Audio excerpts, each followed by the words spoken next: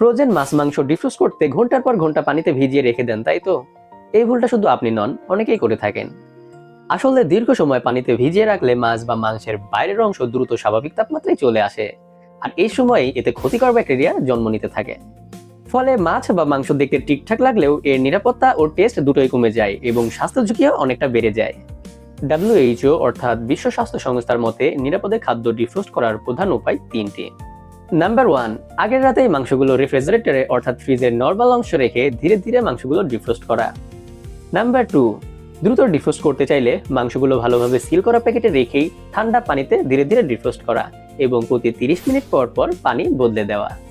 Number 3, এর থেকেও দ্রুত ডিফ্রোস্ট করতে চাইলে মাইক্রোওয়েভ ওভেনের ডিফ্রোস্ট অপশন ব্যবহার করা এবং এর সঙ্গে সঙ্গেই মাংসগুলো রান্না করে নেওয়া। তবে রুম টেম্পারেচারে মাছ বা মাংস ডিফ্রোস্ট করা সম্পূর্ণ নিষিদ্ধ, কেননা এই তাপমাত্রাতেই ব্যাকটেরিয়াগুলো খুব দ্রুত বৃদ্ধি পেতে থাকে। তাই পরিবারকে সুস্থ রাখতে ফুড সেফটি মেনে চলুন এবং এমন আরও ভিডিও পেতে রন্ধনীকে ফলো করুন।